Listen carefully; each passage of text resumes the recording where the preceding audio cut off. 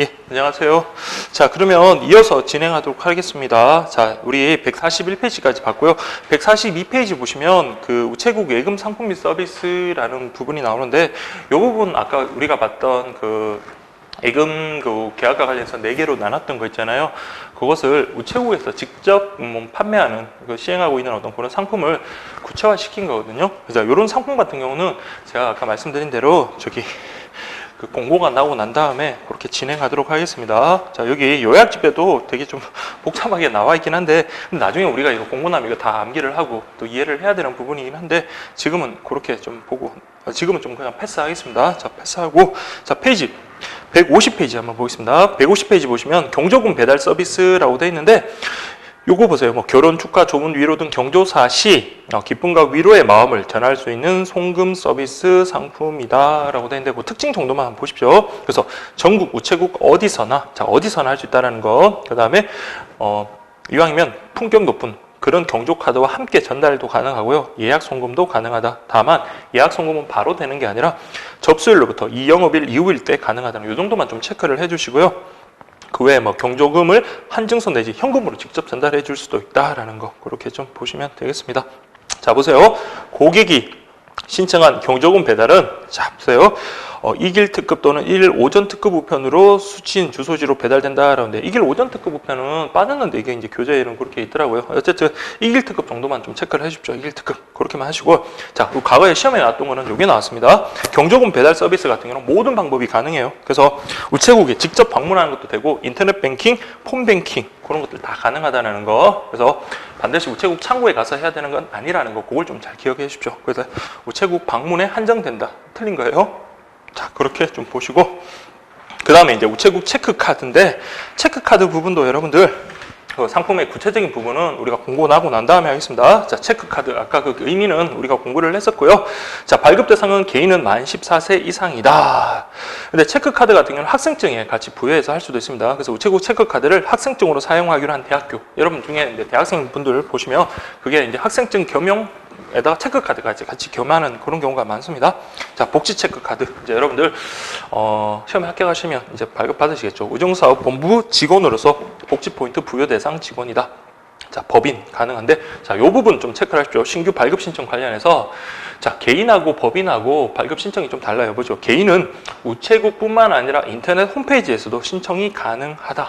다만, 그 14세 이상 18세 미만, 요 경우, 이건 미만이지만 제 개인적으로는 만 18세 이하일 거예요. 그래서 미성년자 같은 경우는, 자, 원래 원칙적으로 개인은 인터넷으로도 접수가 가능하지, 신청 접수가 가능하지만 반드시 우체국에서만 가능하고요. 법인 같은 경우는 인터넷은 안 돼요. 우체국 방문에서만 가능하다. 그 두 개 좀 구분하십시오. 개인 같은 경우는 인터넷, 우체국 방문 둘 다 가능하다. 다만 14세 이상이고 하면서 18세 미만, 그 18세 이하 요 미성년자에 대해서는 우체국 방문만 가능하다. 법인 역시 우체국 방문만 가능하다라는 거, 그렇게 좀 보시면 되겠습니다.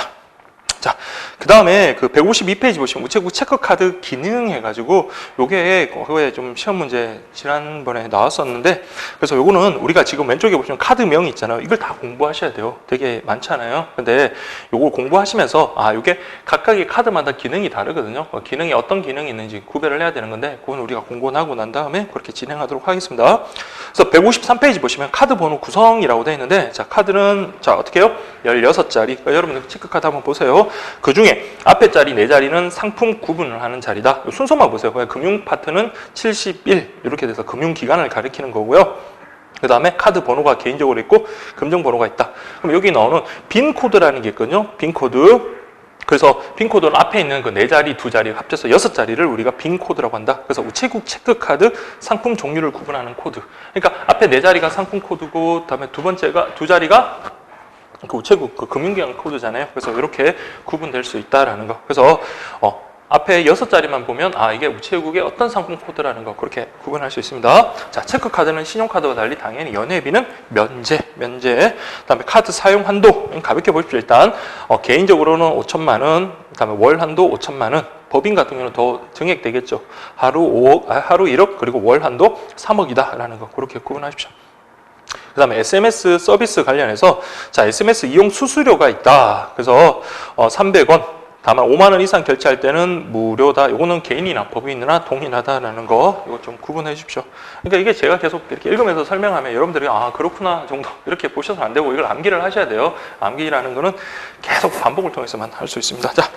자, 수수료 부가 기능 관리안에서 자, 요 수수료가 부과될 때는 개인 같은 경우는 자, 사람에 한해서 인당됩니다. 그럼 내가 만약 카드를 뭐 우체국 체크카드 3개가 있다면 그래도 한 명분에 대해서 수수료가 발급되지만 법인 같은 경우는 카드당 부과된다. 좀 차이가 있죠. 그래서 법인은 아무래도 카드가 되게 많을 거 아니에요. 그래서 법인 같은 경우는 카드당 부과된다라는 거 그렇게 좀 봐두십시오.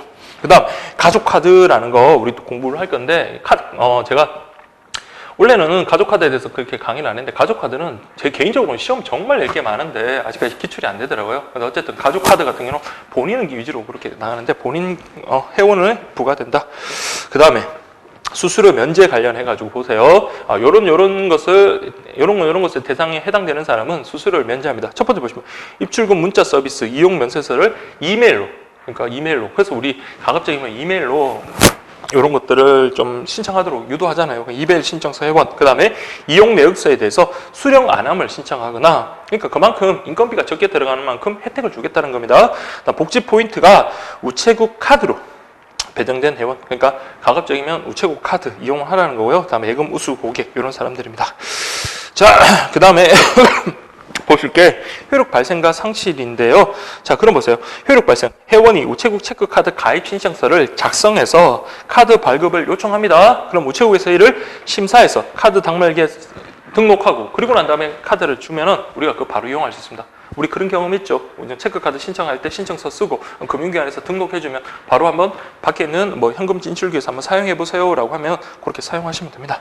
자, 2번 단 위탁 업체를 통해서 후발급을 받았다면 자, 이 경우는 본인이 아니에요. 그렇기 때문에 카드를 수령한 후 회원 본인이 ARS나 우체국 인터넷 뱅킹 이용 또는 우체국을 방문하여 직접 사용을 등록하고 난 다음에 효력이 발생한다. 이해되시죠? 본인이 간다면 바로 그냥 등록하고 난 다음에 사용하면 되는데 추국에서 그냥 심사하고 그 교부를 해주면 바로 사용하면 되는데 위탁을 했다든지 그런 경우에는 본인이 직접 등록하고 난 다음에 사용해라. 그렇게 보시면 되겠습니다.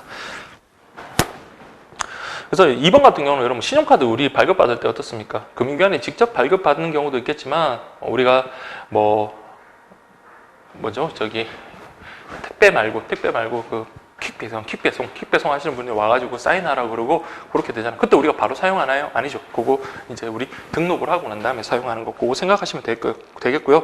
그다음 효력이 상실되는 경우가 있습니다. 자, 카드 유효기간 다 기재되어 있어요. 유효기간이 딱 있는데 여러분 이걸 구분하셔야 되는 게 카드 유효기간이 만료가 되어버리면 이거는 뭐 별도의 어떤 효력 상실 한다고 이렇게 통보하고 난 다음에 효력 상실이 되는 게 아니라 그 기간이 딱 만료되는 동시에 그냥 그 카드는 효력이 상실되는 거고 이에 비해서 사망 또는 한정치산, 금치산 요게 이제 바뀌었죠. 우리 앞에서 봤지만 행위능력과 관련해서 피성년 후견인 피한전 후견인 같은 경우 이렇게 되면 이때는 등록을 해야 됩니다. 금융기관으로서는 우리 알 수가 없잖아요. 그때는 이런 식으로 신고 등록하는 경우에 효력이 상실된다. 법인도 마찬가지네요. 법인이 더 이상 이제 존재하지 않게 되는 해산 청산에 따라 한다. 그러면 이때도 등록해야지 효력 상실. 그래서 아래 2번, 3번과 달리 유효기간 만료에는 별도의 등록은 필요가 없다라는 거 그것만 좀 봐주시고요. 자, 그렇게 보시면 되겠습니다. 그 다음에 이제 10번부터는 참 이게 마이 구간이죠. 여기 보시면 체크카드 상품들이거든요. 우체국의 체크카드 상품들 이게 양이 엄청 많습니다. 근데 여러분들 이 부분은 쭉 넘겨 주시기 바랍니다. 자, 넘기고 171페이지 한번 보세요. 창구망 공동 이용이라는 거 있거든요. 그러면 이 부분 한번 보겠습니다. 자, 이 개념은 시험에 나왔습니다.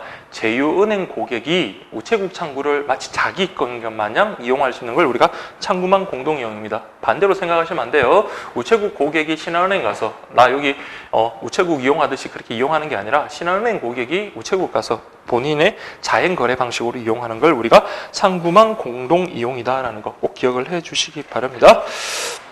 그래서 취급 우체국, 제휴은행 같은 거, 이런 제휴은행 같은 경우는 나중에 한번 다시 또 확인하겠습니다. 자, 그래서 이용 가능 예금 요 정도 한번 보세요. 입금만 가능한 거. 그러니까 여러분 적립식이나 신탁 같은 경우는 입금만. 왜 그렇게 했어요? 돈을 실컷 다른 데다가 입금을 해놓고 출금만 한다는 건 말이 안 되잖아요. 그래서 이런 적립식이나 신탁 같은 경우는 입금만 가능하고 다만 수시로 입출금이 가능한 그런 것과 관련해서는 입금뿐만 아니라 출금이 가능하다는 거 꼭 기억하십시오. 그래서 창구만 공동 이용 경우 출금도 가능하다. 다만 그거는 요구불 예금 같은 수시 입출금이 가능한 그 예금에 한정된다는 거 그렇게 좀 보시면 되겠습니다. 자, 이때 입금은 현금뿐만 아니라 자기압수표, 우편 한정서 같은 그런 것들도 입금이 가능하다. 그렇게 좀 봐두시고요. 그 다음에 이제 노란 우산 공제 조합이라고 했는데, 자, 요거는 좀 디테일한 내용들은 좀 바뀔 거예요. 지금 제가 알고 있는 한도에서도 여기는 좀 내용이 좀 바뀐 게 좀 있거든요. 그러면, 자, 요 부분에 대해서는 좀 공고가 나고 난 다음에 그렇게 하는데, 다만 계략적인 내용만 좀 보겠습니다. 그래서 중소기업 중앙위에서, 자, 소기업, 소상공인들을 위해서, 자, 특별히 어떻게 요 사람들을 보호하기 위한 어떤 하나의 제도로서 마련하는 게 바로 노란 우산 공제죠. 우리 라디오나 이런 쪽에 광고도 많이 하더라고요.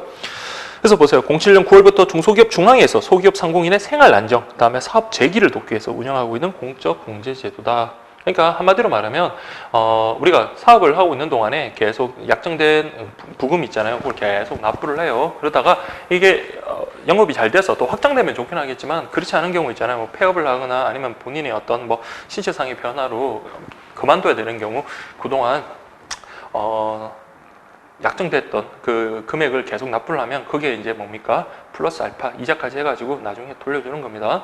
그러니까 이게 하나로 따지면 이게 뭘로 따지면 기업으로 따지면 우리 회사에서 퇴직금 같은 그런 개념으로 보시면 되겠습니다. 그래서 자영업자가 별도의 퇴직금은 있는 게 아니잖아요. 그래서 퇴직금처럼 매번 이렇게 부금식으로 이렇게 넣다 보면 나중에 이제 우리가 일을 그만둬야 됐을 때 그때 이제 목돈을 수령할 수 있도록 하는 그런 제도입니다. 그 외에 이제 또 사업을 하다가 보면 사업 자금 같은 게 필요하잖아요. 그러면 그동안 넣었던 부금을 담보로 해가지고 일정 자금을 또 대출할 수도 있고 뭐 그런 것들을 이제 인정하는 제도가 바로 노란 우산 공제 조합 관련입니다. 그래서 뭐 취급 우체국, 노란 우산 공제 제도 설명 뭐 등등 있는데 근데 이게 제가 죄송합니다 확인을 안 해봤지만 이게 저기 신한은행에서도 지금 이거 대행을 하더라고요. 그래서 이게 추가가 됐는지 아니면 우체국도 같이 하고 있는지를 제가 아직까지는 좀 잘 모르겠습니다. 그래서 어쨌든 대략적인 것만 일단 한번 보겠습니다. 그래서 노란 우선 공제 제도 설명해가지고 가입 자격은 자, 소기업, 소상공인, 사업주 자, 173페이지예요. 근데 여기 할 수 있는 거는 소기업, 소상공인이 돼야 되니까 업종마다 그 매출액에 어떤 제한을 둬서 가입할 수 있는 자격을 정하고 있다. 자, 그래서 공제 부금 월 5만 원에서 100만 원, 분기납 300만 원. 여기 이제 그때 공고난 기준입니다. 자, 이거는 공고 나고 난 다음에 다시 한번 보겠고요.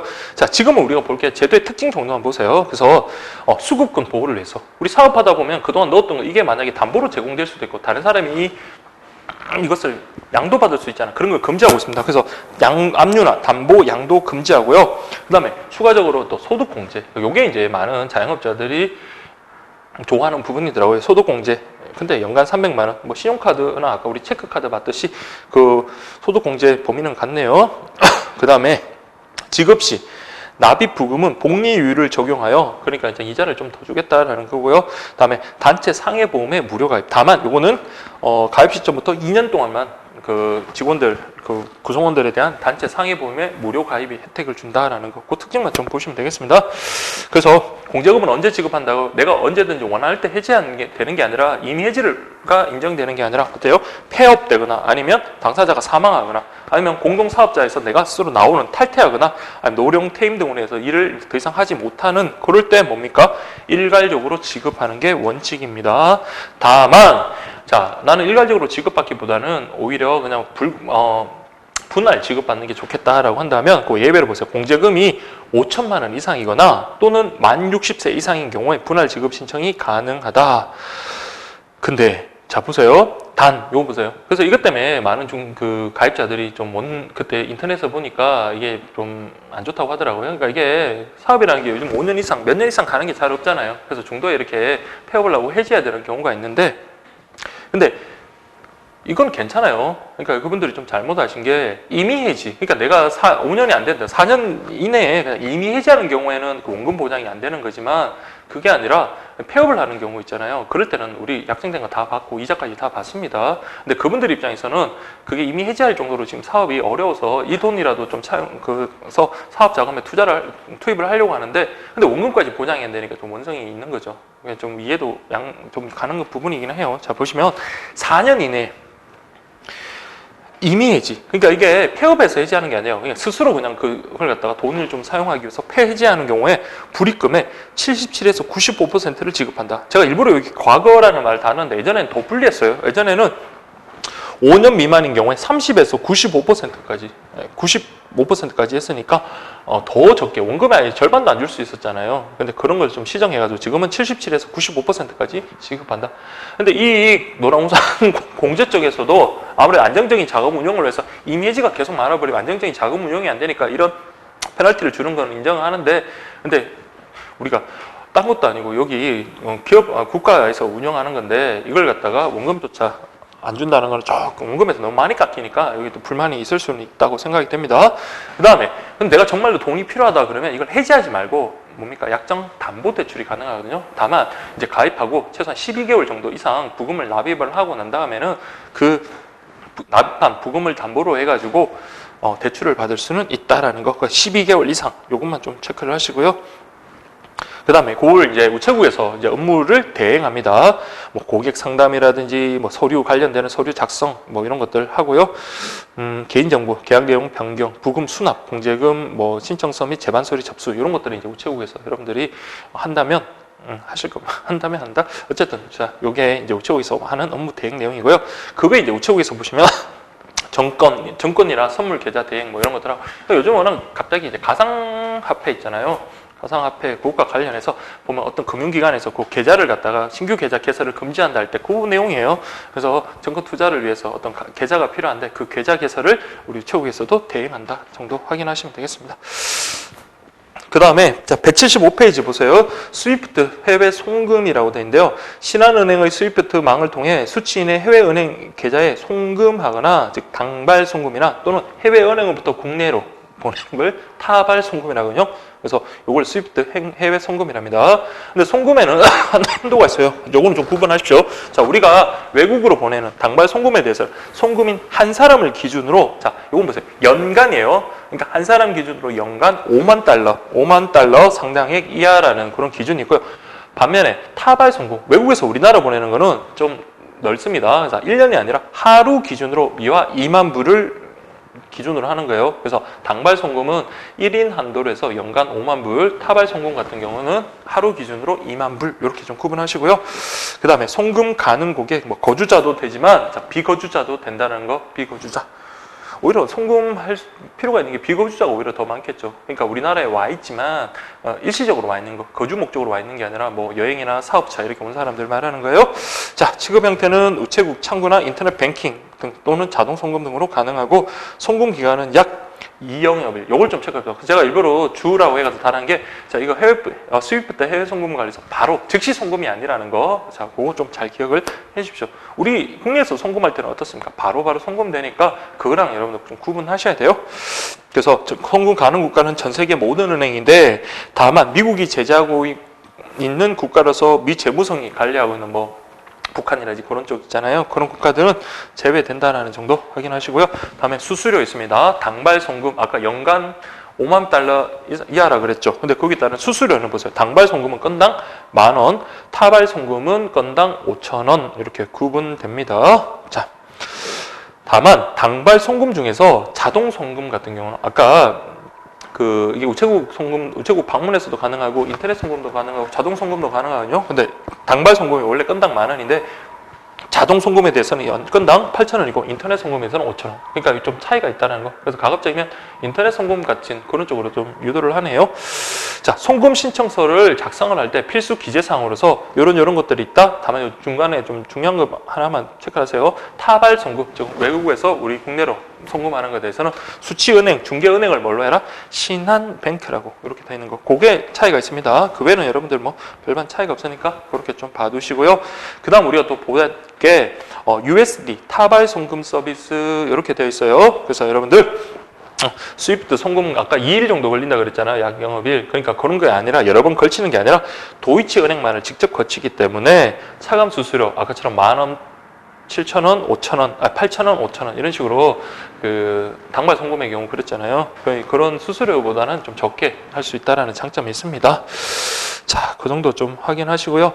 그 다음에 이제 또 중요하게 보셔야 될 게 외화 환전인데 그 환전은 제가 그 기본서와 달리 요약집에는 이렇게 표로 이렇게 정리를 해놨습니다. 그래서 표 관련해서 그러니까 중요한 거는 여러분 환전 매입이냐 환전 매도냐 그걸 좀 잘 보셔야 돼요. 매입이란 겁니까? 외화를 국내 원화로 바꾸는 걸 매입이라 그랬죠. 매도라는 거는 파는 거거든요. 그러면 외화를 원화를 외화로 바꾸는 걸 그러니까 환전 매도라고 합니다. 그래서 환전 매입 외화를 원화로 바꾸는 거, 환전 매도 원화를 외화로 바꾸는 거, 그거 딱 구분하시고요. 이걸 표로 보시면 여러분들이 잘 기억될 거예요. 자, 보세요. 그 취급 통화라든지 취급 우체국에서 차이가 있습니다. 이 크로스 되는 거라서 여러분들 어렵진 않을 거예요. 자, 그럼 보세요.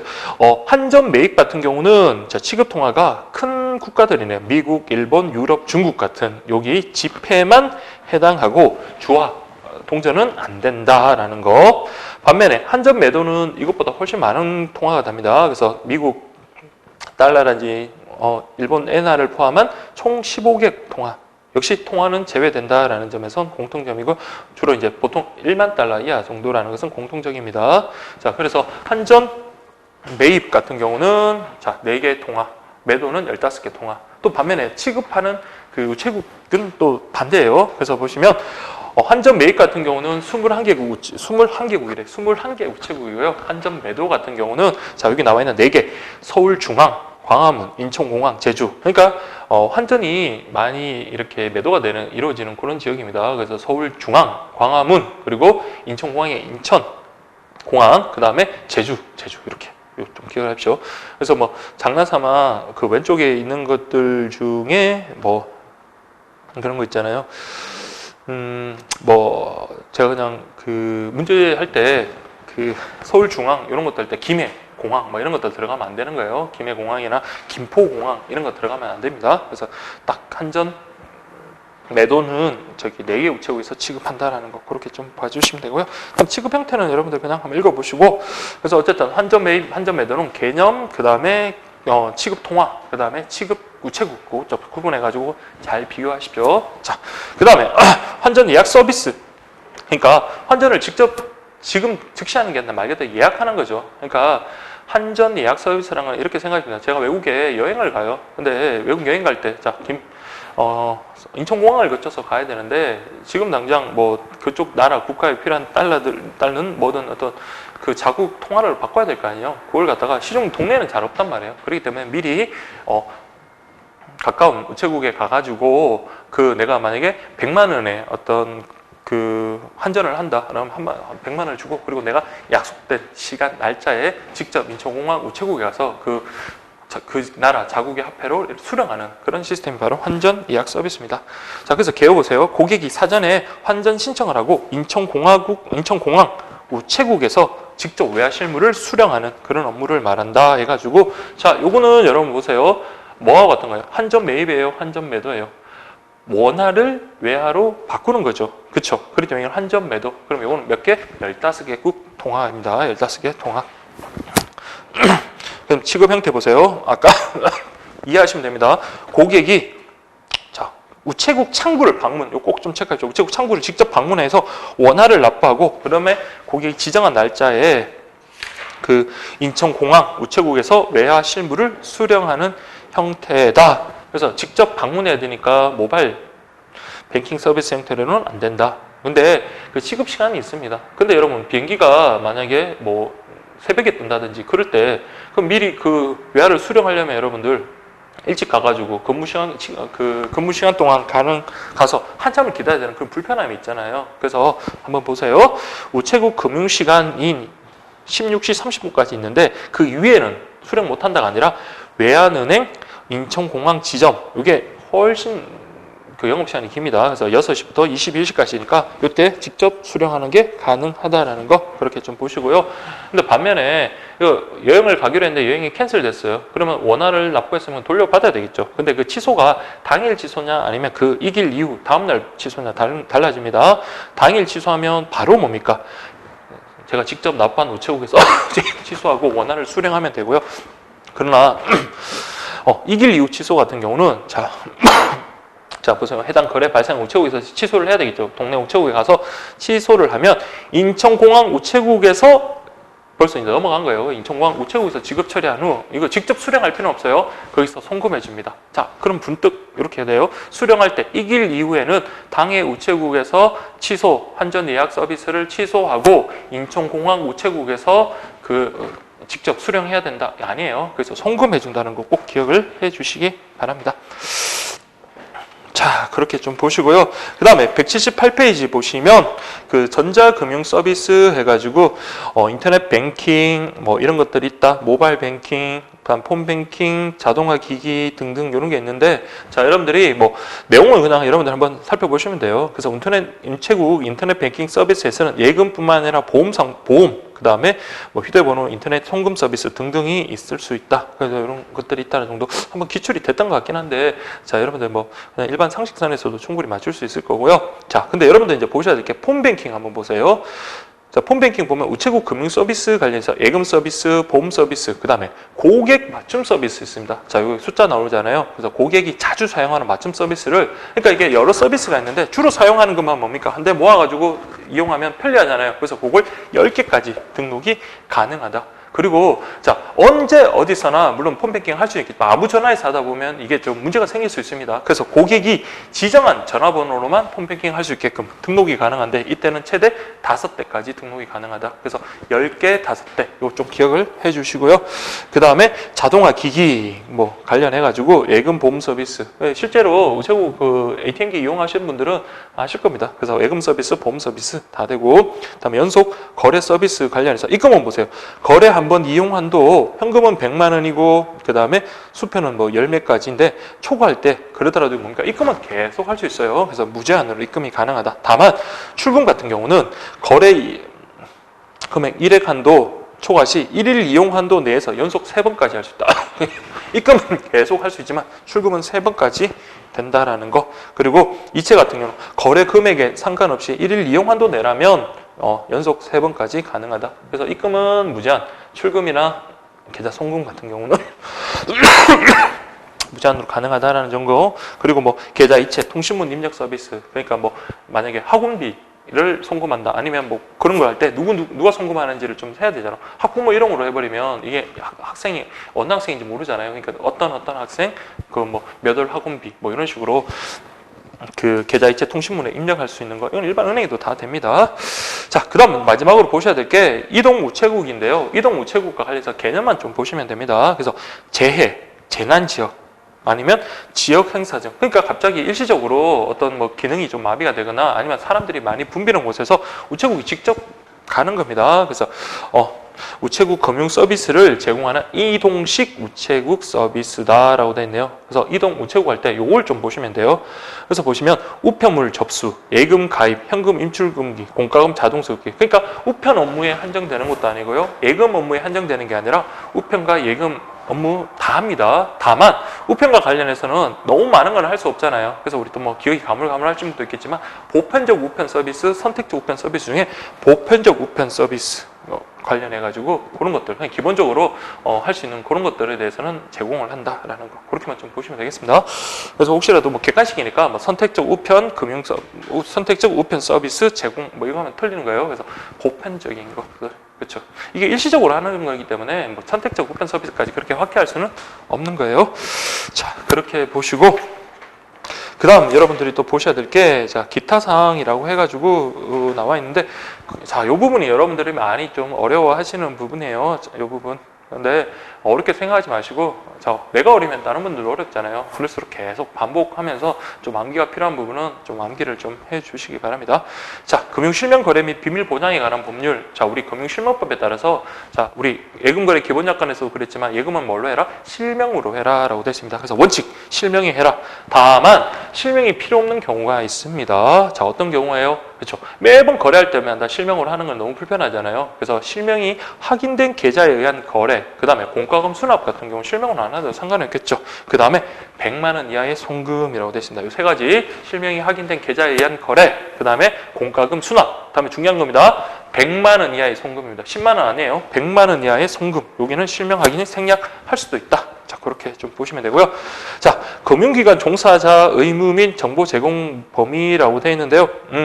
자, 요거는 일반 기본서보다 내용을 제가 탁 줄였는데, 요건 그냥 핵심만 잡으면 돼요. 그래서 금융기관 종사자들이 만약에 우리의 어떤 개인정보를 다른 쪽에 보내서 그게 이제 범죄에 악용될 수도 있잖아요. 그러면 그런 걸 방지하기 위해서 되게 강하게 처벌되고 있습니다. 그래서 보시면 타인에게 거래 정보나 자료 등을 제공 누설하는 사람에 대해서 어떻게 해요?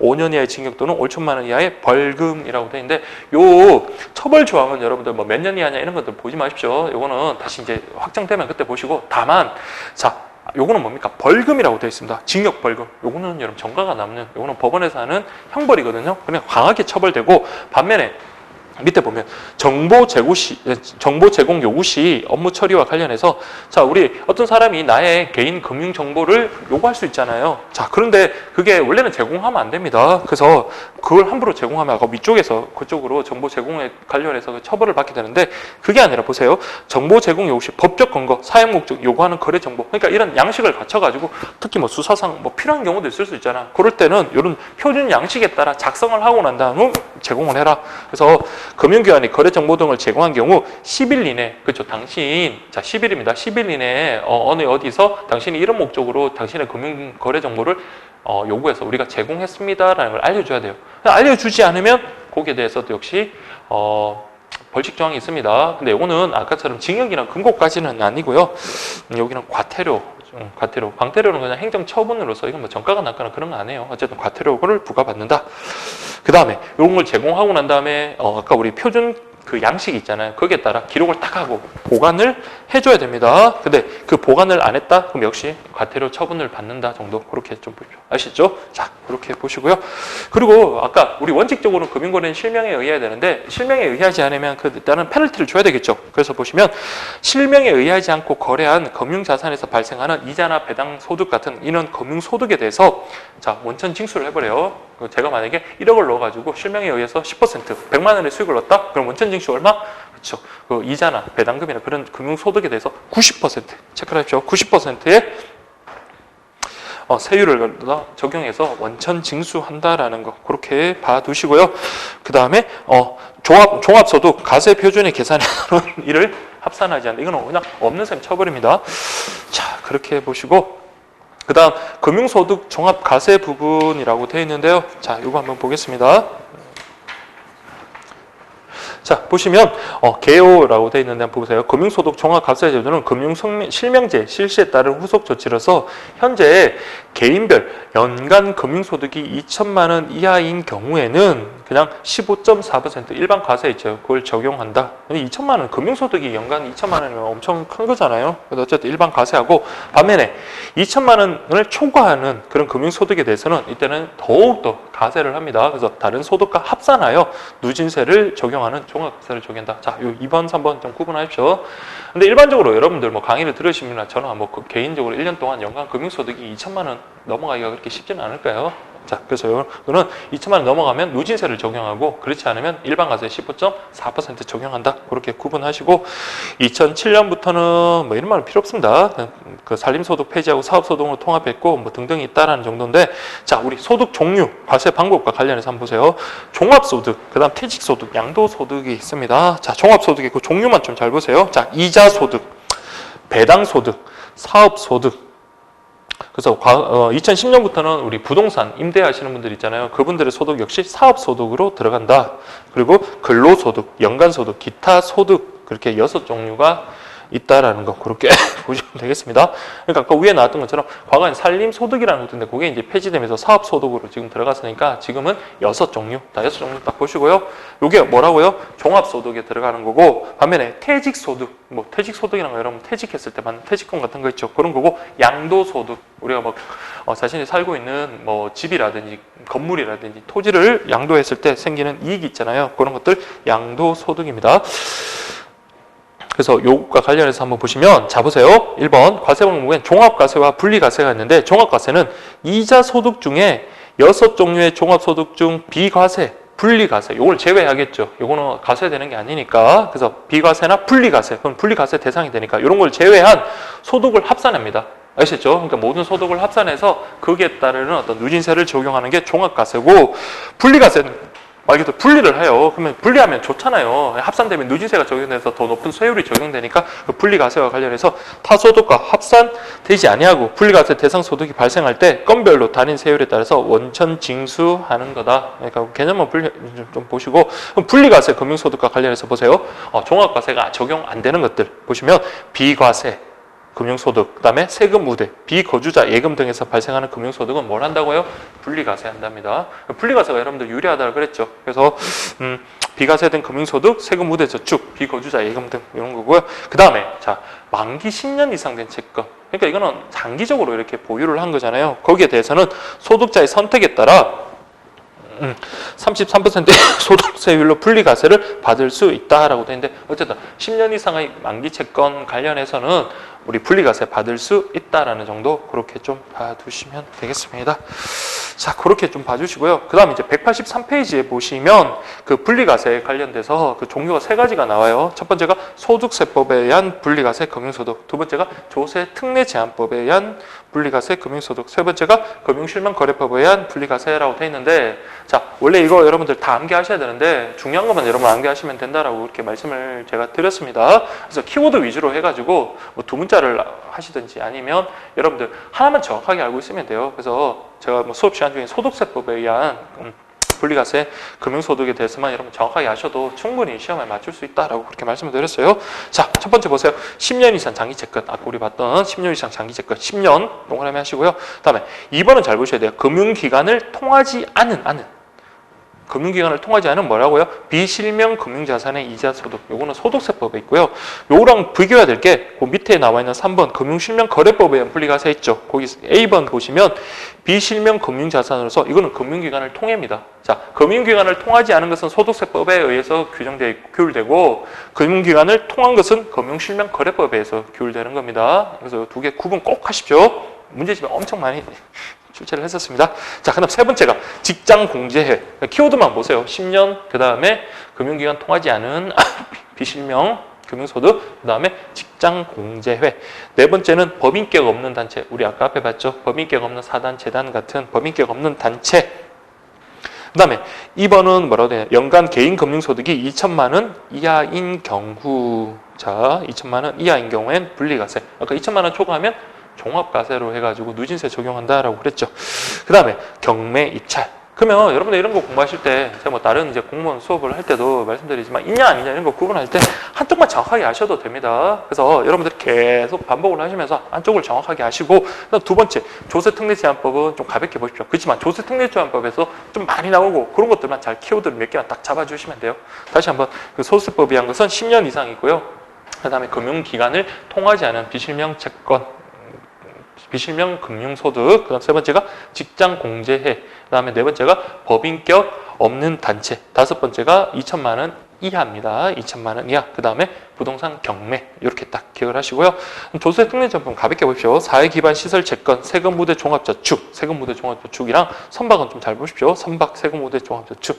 그 다음에 집합 투자 정권, 뭐 해외 자본개발 투자, 고수익 고위험 투자 신탁, 영농조합법이, 영업조합법이 좀 복잡하잖아요. 그래서 앞에 거 잘 보시고 대신 이쪽에서는 세금 무대 종합저축이랑 선박 좀 잘 보시면 됩니다. 그 다음에 금융실명거래법에 의한 분리과세와 관련해서는 아까 우리 비교했던 금융기관을 통한 우리 금융소득이고요. 그 다음에 금융실명거래 및 보장 죄송합니다. 금융실명거래 및 비밀보장에 관한 법률에 의해서 발생한 비실명채권에서 발생한 이자라고 되어 있네요.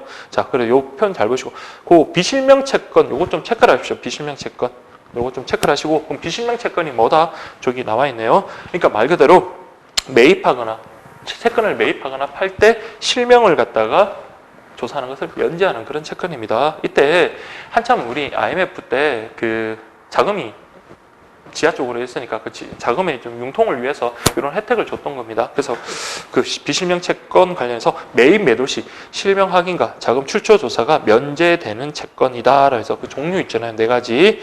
외국한 평형, 그러니까 외국한 평형 기금 채권. 요걸 좀 잘 기억하십시오. 요거는 만기가 되게 짧은 거예요. 만기 1년짜리고 나머지 고용안전 안정채권, 정품금융채권, 중소기업 구조조정채권 같은 이런 것들은 만기가 5년짜리다. 근데 원래 이거 실명 확인이 안 되지만 그렇지만 이 사람들한테 그래도 정부가 어떤 정책적으로 이렇게 인정을 한 거지만 그래도 보세요. 최종 소지자가 실명으로 만약에 원래는 실명 전환 안 해도 되는데 실명으로 전환받게 되면은 뭐까지 증여세까지 면제해 주는 그런 혜택을 주는 채권입니다. 그래서 비실명 채권 같은 경우는 자 어디에 규율을 된다고요? 금융실명거래법에 의한 분리과세가 적용이 되고 규율이 되는 거고요. 종류 4가지 중에 외국한 평형채권 관련해서는 만기 1년, 나머지는 3개는 만기 5년이다. 그리고 원래 실명, 자금 출처 조사하지 않는 게 원칙이지만 최종 소지자가 나중에 실명을 전환했다면 증여세를 면제한다. 이런 식으로 좀 정리를 해 주시기 바랍니다.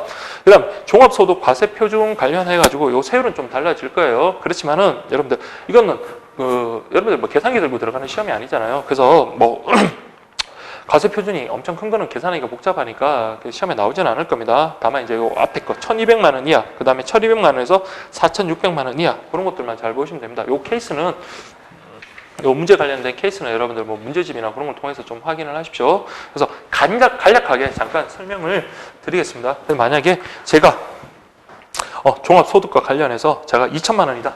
2천만 원의 소득을 올렸다. 2천만 원. 그럼 뭡니까? 0원에서 1,200만 원까지. 자, 요거는 세율 좀 알아두십시오. 몇 퍼센트니까? 6%입니다. 6%. 그리고 그 1,200만에서 4,600만 원까지는 15%. 6이랑 15는 저도 뭐 계산 문제를 풀다 보니까 좀 그런데 그러면 여기 뭐라고요? 1,200만 원부터 어디까지요? 2천만 원 소득이죠. 그럼 2천만 원까지. 여기는 5%. 그러면 1,200만 원에 6%면 1,200 곱하기 100분의 6 하면 이게 72만 원 이렇게 나올 거고요. 그 다음에 여기는 이 사이 금액 과세 구간이 얼마예요? 800만 원이죠. 그리고 800 곱하기 100분의 15 이렇게 하면 됩니다. 그래서 이거는 120만 원이 되겠네요. 그래서 세금은 총 얼마다? 192만 원. 자, 이게 바로 세금이다라는 거. 그렇게 저 비과세라든지 그런 것과 관련해서는 좀 케이스 좀 확인하시면 되겠습니다. 자, 이게 보이실런지 모르겠는데 자, 이렇게 한번 볼게요. 그 다음 184페이지 신고와 납부 종합과세 대상 금융소득 발생 시 자, 1년간 금융소득이 2천만 원을 초과하면은 자, 언제? 내년 다음 년 익년 5월 1일부터 5월 30일까지 신고해라. 신고하지 않으면 가산세 묻습니다. 자, 그렇게 보시고요. 그 다음에 여러분들 또 보셔야 될 게 자금 세탁 방지 제도가 있는데 자금 세탁 방지 제도와 관련해서 한번 보세요. 자, 여러분 여기서는 STR하고 CTR 요거 2개만 잘 구분하시면 되겠습니다. 그래서 자금 세탁이란 일반적으로 뭐라고 정의됩니까? 자금에 위법한 출처를 숨겨 적법한 것처럼 위장하는 과정. 그러니까 어떤 위법을 적법인 것처럼 우리가 가장하는 거 있죠. 그걸 우리가 자금 세탁이라고 하는데 우리나라 경우에는 이렇게 규정이 되어 있답니다. 불법 재산의 취득, 처분 사실을 가장하거나 그 재산을 은닉하는 행위 및 외국한 거래 등을 이용한 탈세 목적으로 재산의 취득, 처분 사실을 가장하거나 그 재산을 은닉하는 행위로 규정되어 있다라고 해가지고 자, 2가지 일단 볼게요. 의심거래 보고제도, 그 다음에 고액현금거래 보고제도라고 되어 있는데 가장 큰 차이는 뭐였다고 했어요? 의심거래는 요거는 금융기관 종사자가 딱 보고 이거 의심거래로 생각이 되면 이걸 신고하는 거고요. 고액현금거래보고제도는 일정 금액 이상이 거래가 되면 이게 자동적으로 이렇게 보고가 되도록 하는 그런 제도입니다. 자, 그러면 의심거래보고제도 한번 보세요. 의미는 여러분 읽어보시고 판단 주체는 금융회사 종사자 주관적 판단. 그래서 주관적 판단을 얘기하기 때문에 이게 실효성이 없을 수도 있단 말이에요.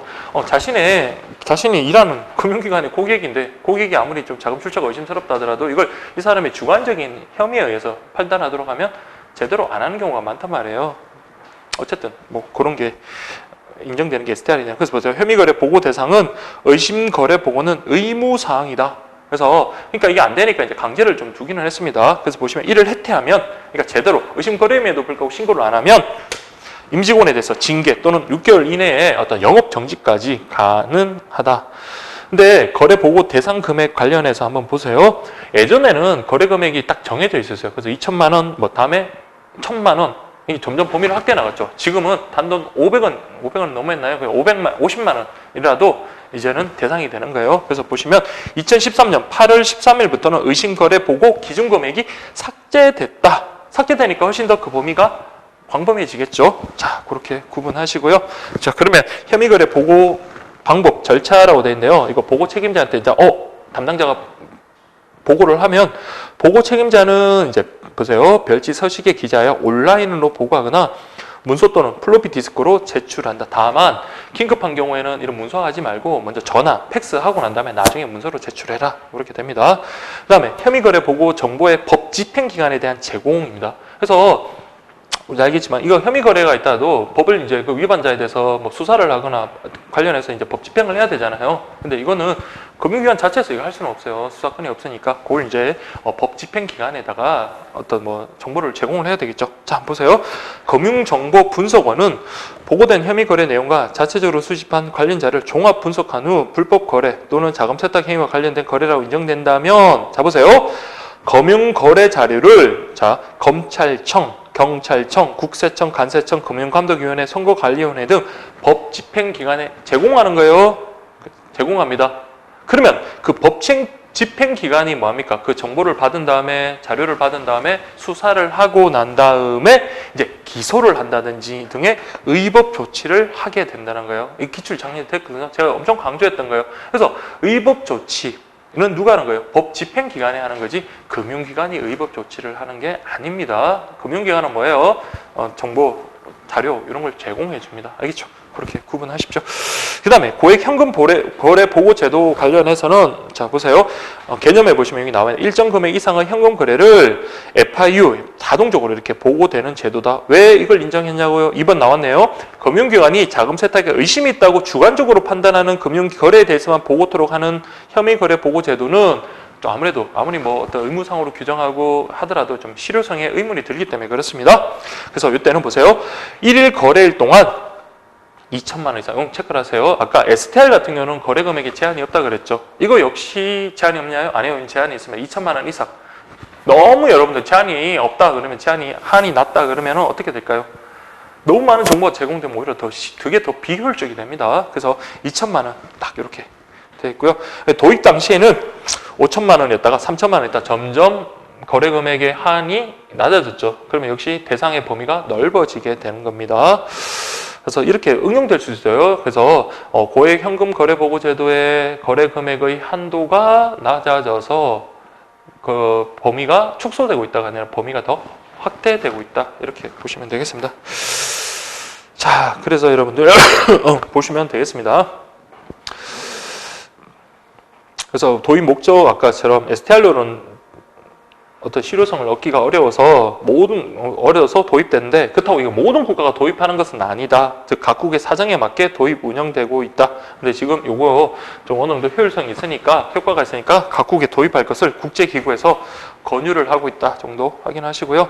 외국 사례 한번 보세요. 그래서 미국을 시작으로 선진국이 점차 확대 중에 있고 보고 대상 기간 주로 어떤 대부분의 국가에서 은행, 증권에서 보험에서 등 모든 업종의 금융기관으로 됐고 다만 그 거래 금액은 우리나라는 2천만 원, 외국 뭐 미국이나 캐나다, 호주 자국 달러 화폐 기준으로 한 1만 달러 정도 그렇게 보시면 되겠습니다. 근데 이거 편법을 써가지고 2천만 원만 안 걸리면 되겠지. 그래서 뭐 한 800만 원, 400만 원, 200만 원 이런 식으로 막 쪼개서 분할로 이렇게 거래할 수 있으니까 이런 분할 거래 같은 다중 거래는 뭘로 보겠다? 단일 거래로 봐서 여기 역시 보고되도록 하고 있습니다. 반면에 보고를 갖다 무조건 보고를 하면 그걸 다 조사를 한다면 여러분들 어떻습니까? 오히려 더 그게 비효율적이죠. 그래서 이게 불법 자금이라고 자금 세탁이라고 의심이 안 될 정도로 안전한 것들은 확실한 것들에 대해서는 마다 보고 면제 제도를 두고 있어요. 그래서 보시면 보고와 관련된 비용 부담을 줄이고 자료의 실효성 제거를 위해서 자금 세탁 위험성이 상대적으로 낮은 어떤 정부 기관이나 금융기관 등과의 어떤 거래는 금융기관 스스로 판단하여 보고 대상에서 제외할 수 있다. 자, 이거 주세요. 이거 한번 보세요. 금융기관 스스로 대해서 판단한다. 근데 우리나라는 좀 그게 비효율적이겠죠. 그래서 우리나라는 이게 오히려 악용될 소지가 있기 때문에 우리나라는 어떻게 하고 있다고요? 면제 대상에 대해서 금융기관 스스로 판단하지 말고 법정 지정 방식, 법으로 딱 정해놨습니다. 그래서 면제 대상 기간을 법령에서 명시적으로 딱 정해가지고 그 보고 면제될 수 있도록 그렇게 하고 있다라는 거 그렇게 확인하시면 되겠습니다. 자, 그 다음은 4번 보시면 고객 확인 제도라고 해서 CDD 이렇게 되어 있습니다. 여러분들 다른 말이라기보다는 그냥 여러분 쉽게 생각하자면 도대체 실명 거래를 하라고 하는데 도대체 뭘 확인해야 되느냐? 여러분들 한번 생각해보세요. 금융거래, 은행에서 우리 예금 거래 계약을 체결할 때 뭐 확인하던가요? 그렇죠. 주민등록 좀 보여달라고 그럽니다. 주민등록을 보면서 그 사람의 실명, 그 실지 명의, 그렇죠. 그리고 주민등록에 있는 뭐 주민번호, 요걸 확인하는 게 기본이 되는 거예요. 자, 그러면 근데 그게 좀 더 강화됩니다. 그래서 확인해야 되는 게 뭐 실제로 나중에 어떤 용도라든지 출처 뭐 이런 것까지 조사할 수도 있는 겁니다. 출처는 말은 좀 아니네요. 그러니까 목적, 작으면 뭐 사용 목적 그런 거 조사할 수도 있고요. 근데 어쨌든 자, 이 단계별로 확인 사항이 점차 확대되거든요. 그래서 여러분들이 그걸 좀 확인해 주시기 바랍니다. 자, 보시면 금융회사가 금융거래 시 고객의 성명, 그다음 실지 명의 이외 주소, 연락처 등을 추가로 확인하고 자금 세탁 등의 우려가 있을 때는 자, 뭡니까? 뭐까지도 실제 당사자인지 여부까지도 확인하고요. 그럼 금융거래 목적까지도 확인할 수 있는 그런 게 고객 확인 제도예요. 그래서 우리나라 법률에서는 이를 합당한 주의로 행해야 되는 의무사항으로, 그러니까 이거는 합당한 주의, 그러니까 신경을 써서 해라. 그리고 이거는 할 수 있다, 안 할 수 있다가 아니라 의무, 반드시 해야 되는 의무사항으로 규정하고 있다. 그렇게 구분하시면 되겠습니다. 그래서 실명 관련해서 금융실무법에서는 자, 뭐만 확인하면 된다? 실지 명의, 실명하고 그 다음에 주민번호, 그게 이제 금융실무법에 규정되어 있는 거고요. 그 다음에 특정 금융거래보호법상 자, 그 관련해서는 자, 성명하고 주민번호뿐만 아니라 뭐까지요? 주소와 연락처까지 확인하고 그 다음에 좀 더 위험한 그런 경우, 좀 그럴 때는 더 강화된 고객 확인에는 실제 당사자인지 그리고 자금의 목적, 사용 목적, 거래 목적 그런 것들까지 확인하도록 그 표가 그렇게 되어 있거든요. 그렇게 해서 좀 구분해서 여러분들 정리하시면 되겠습니다. 자, 근데 고객 확인 대상 한번 볼게요. 요거는 제가 수업할 때 기본 수업할 때 좀 강조를 드린 건데 자, 계좌의 신규 개설이나 2천만 원 이상의 일회성 금융거래 시 고객의 신원을 확인하도록 하고 있다. 그래서 아까 말씀드린 대로 매번 고객 확인을 하는 것은 오히려 더 불편함을 초래할 수 있습니다. 비효율적이고요. 그래서 계좌의 근데 신규 계좌를 개설할 때는 금액의 한도에 제한이 없습니다. 단지 1,000원을 입금하는 그런 예금 계약을 체결한다 하더라도 실명 확인해야 돼요. 그래서 보세요. 고객이 금융기관에서 예금 계좌, 위탁 매매 계좌 등을 개설하는 경우뿐만 아니라 일반적으로 금융기관과 계속적인 금융거래를 개시할 목적으로 계약을 체결하는 것. 그래서 요 예시 좀 잘 보세요. 그래서 보험, 공제계약, 대출보증 이런 것들은 뭐라고요? 신규 계좌 개설에 포함되기 때문에 거래 금액에 제한이 없어요. 그래서 보험을 아주 낮은 금액의 어떤 보험계약을 체결하더라도 실명을 확인해야 되는 그런 것들이고요. 그래서 금고 대여 약정 같은 것도 마찬가지입니다. 은행의 금고를 약정해서 사용하는 그런 경우에도 실명 확인해라. 그렇게 보시고요. 다음 두 번째는 2천만 원 이상의 일회성 금융거래, 그러니까 뭐 송금이라든지 무통장 입금 같은 그런 거는 2천만 원 이상일 경우에 실지 명의를 확인하도록 합니다. 그래서 일회성 금융거래에서는 2천만 원 이상이라는 거래 금액의 한도 제한이 있다. 그렇게 좀 보시고요. 자, 그 다음에 187페이지 보시면 고객 확인 내용 관련해서 자, 개인이면 실지 명의, 뭐 주소, 연락처, 영리법인은 그냥 일반 회사라고 보시면 됩니다. 영리법인. 그다음 비영리법인 같은 거 있죠. 뭐 사회 시민단체라든지 뭐 어떤 사회 뭐 봉사단체 뭐 이런 것들은 그거 정도 보세요. 제가 체크하는 거 설립 목적 정도 확인해야 된다는 거 정도만 확인하십시오. 그래서 영리법인 같은 경우는 설립 목적 따로 확인하지 않습니다. 보통 업종 설립 목적이 뭡니까? 다 이윤, 영리 추구가 영리법인의 목적이잖아요. 근데 비영리법인 같은 경우는 도대체 얘네들이 뭐 하는 단체지 좀 애매한 경우가 되게 많습니다. 이름만 그럴듯하지 이게 봉사하는 단체인지 아니면 뭐 어떤 정부나 아니면 기업을 감시하는 단체인지 그런 거 구별하기 어렵기 때문에 그 설립 목적까지 그렇게 확인하도록 그렇게 되어 있고요. 다음 2번 보시면 고객이 자금 세탁 행위를 할 우려가 있다면 뭡니까? 더 강화된 고객 확인 제도가 됩니다. 그래서 실제 당사자인지 그리고 이 사람의 자금 거래 목적이 뭔지 그런 것까지 확인하도록 되어 있다라는 거 그렇게 보시면 되겠습니다. 그래서 4번 보시면 뭐 강화된 고객 확인 제도 EDD라고 되어 있는데요. 금융기관으로 하여금 스스로 자금 세탁 등의 위험도를 평가하고 강화된 고객 확인을 수행토록 의무화하고 있다. 이러한 시스템을 도입함으로써 자금 세탁의 우려가 있는 경우 실제 당사자 여부, 금융거래 목적 확인이 실질적으로 실행 가능하게 됐다라는 거 그렇게 보시면 되겠습니다. 됐죠? 그렇게 보시고 잠깐 쉬었다 하도록 하겠습니다.